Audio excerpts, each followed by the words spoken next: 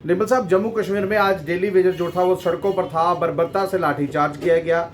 बिलावर में 2 से 4 लोग जो है कहा ये जा रहा है लापता है, और केंद्रीय मंत्री ने पुष्टि की है 3 लोग आतंकियों का शिकार हुए हैं। कश्मीर में पाक रमज़ान महीना चल रहा है, वहाँ पर मॉडलिंग करवाई जाती है, जिसका खामियाजा सदन में चीफ मिनिस्टर उमर अब्दुल्ला जो है वो बयान देकर भुगत रहे हैं। आप कैसे देखते हैं इसको? जी बिल्कुल, आप पत्रकार मित्रों ने बड़ा अच्छा सवाल किया कि हमें ये समझ में नहीं आ रहा कि जम्मू कश्मीर में आखिर हो क्या रहा है। ये केंद्र की सरकार, यूनियन टेरिटरी जो होती है ये सीधी होम मिनिस्ट्री के अधीन होती है, और जितने भी यूनियन टेरिटरी के अधीन काम होते हैं इसका सीधा लेखा जोखा जो है वो होम मिनिस्ट्री करती है।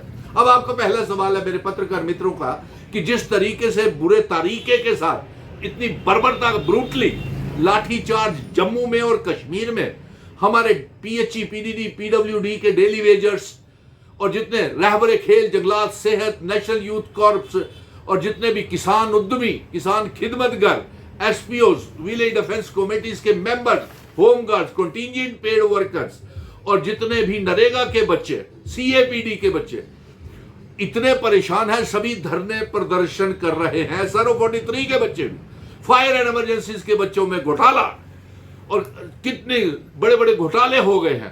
तो अफसोस इस बात का हो रहा है कि आज बड़ी बुरी तरह से ब्रूटली जम्मू में लाठी चार्ज किया गया, और इतनी बुरी तरह से मारने के बाद यह कहा जाता है कि ये जम्मू कश्मीर की सरकार करवा रही है ये लाठी चार्ज। अरे साहब, लाठी चार्ज पुलिस, सुरक्षा बल ये सारे के सारे लेफ्टिनेंट गवर्नर के अधीन होते हैं, नंबर 1। नंबर 2, ये मांग क्या रहे हैं? ये पिछले 10-10, 15-15, 20-20 सालों से अपने अधिकार ही तो मांग रहे हैं, कोई ऐसी चीज नहीं मांग रहे हैं। ये भुखमरी के शिकार हो गए हैं।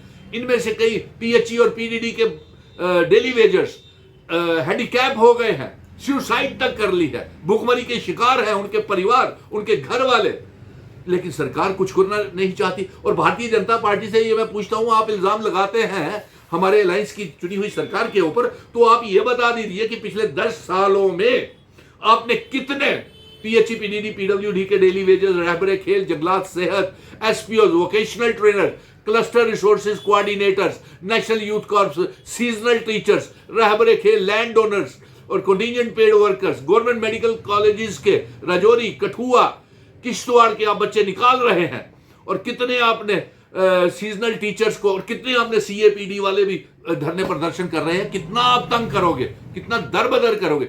आप कहते हैं कि बजट में कुछ नहीं था। अरे जनाब, 2014 के बाद ये बेहतरीन बजट है। हम सभी बच्चों को पक्का करना चाहते हैं, सभी को रोजगार देना चाहते हैं। और आपकी जानकारी के लिए पत्रकार मित्रों मैं ये बता दूं कि 5.5 लाख सरकारी नौकरियों की जुगाड़ कहते हैं जिसे, वो जम्मू कश्मीर की सरकार कर रही है, और 10,000 सरकारी नौकरियों को जल्द ही भरने जा रहे हैं। ये आपसे वादा है और आप भरोसा रखें हम पे। अफसोस इस बात का है कि यही बताएं जो 2 करोड़ नौकरियां 2014 में और 15-15 लाख रुपया और ये देना चाहते थे, ये कितना इन्होंने बच्चों को दिया? और हम 200 यूनिट बिजली फ्री, 12 गैस के सिलेंडर, डबल राशन हमने तो देना शुरू कर दिया है, लेकिन आहिस्ता आहिस्ता सबको मिलेगा इन्होंने। अब आपका यह सवाल आया कि यहां पे हमारे बिलावर, बसोली, कठुआ जिला में, सांबा में, डूडू, बसंतगढ़, उधमपुर, डोडा, किश्तवाड़, भद्रवाह, पुंछ, राजौरी, स्वरनकोट, मेंढर, खोड़, फ्लाई मंडाल तक सारी इन्फिल्ट्रेशन इतनी हो रही है, कुछ कहने की बात नहीं। होम मिनिस्टर साहब आप बताएंगे ये कहां से आ रहे हैं, कहां से आते हैं? हमारे मासूम लोगों की टारगेटेड किलिंग्स करते हैं, फिर फरार हो जाते हैं। और अफसोस की बात यह है कि मैं देख रहा था कि असेंबली में भी भारतीय जनता पार्टी वाले सियासत करने से रुकते नहीं है।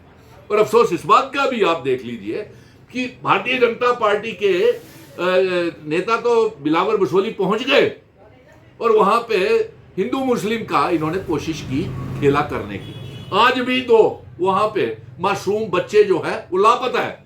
एक 12 साल का है, एक 15 साल का है, पता ही नहीं है कहां पे है वो बच्चे। और उसके इसी जगह के ऊपर 10 दिन पहले हमारे कैप्टन्स, जेसीओ 5 जवान शहीद हो गए थे। वो नहीं उसका लेखा जोखा करेगा।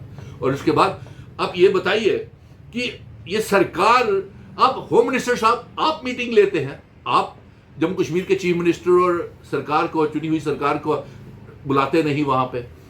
एलजी मीटिंग लेते हैं, यूनिफॉर्म एरिया कमांड की मीटिंग और सुरक्षा बलों की मीटिंग, चाहे वो यूनिफाइड कमांड की मीटिंग या हाई लेवल की मीटिंग होम मिनिस्टर साहब लें या लेफ्टिनेंट गवर्नर लें, चीफ मिनिस्टर को नहीं बुलाया जाता है वहां पे। और आज हद ये हो गई कि जब असेंबली में ये बात बोली गई, चीफ मिनिस्टर उमर अब्दुल्ला ने बात बोली गई कि deputy chief minister Surinder Choudhary Billawar Basohli जाना चाहते थे, लेकिन उनको भी एक किस्म से हाउस अरेस्ट टाइप कर लिया गया। उनके घर के बाहर भी इतनी पुलिस लगा दी गई, इतने सुरक्षा बल लगा दिए गए और उनको स्टाफ को मना कर दिया कि आप वहां पे नहीं जाएंगे। अब बताइए, ये सरकार, ये सुनने में कितना दुखद बात है कि एक सरकार का डिप्टी चीफ मिनिस्टर वहां पे आप जाने नहीं दे रहे और कल को आप बोलेंगे कि सरकार का कोई नुमाइंदा यहां पे आया नहीं, तो बात बनेगी कैसे? और इधर मातम छाया हुआ है जम्मू कश्मीर में, और 370 तो कभी आतंकवाद का जिम्मेवार था ही नहीं।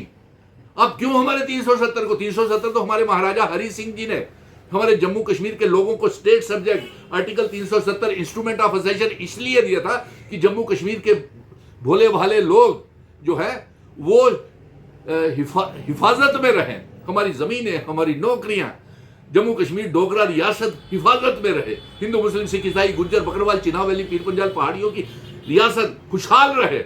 लेकिन आपसे यह भी नहीं बर्बाद हुआ, और ने 5 अगस्त 2019 को आर्टिकल 370 को तोड़ दिया, रियासत को तहस नहस कर दिया, बेरोजगारी बढ़ा दी, दरबार मूव बढ़ा दिया, बंद कर दिया, और यहां तक कि हमारे सारे रिसोर्सेज आप लूट के ले गए हैं।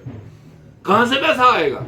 कहां से इतने बच्चों को नौकरी की देंगे? आप बता दीजिए। जितने मैंने नाम गिनवाए हैं, ये वोकेशनल ट्रेनर है,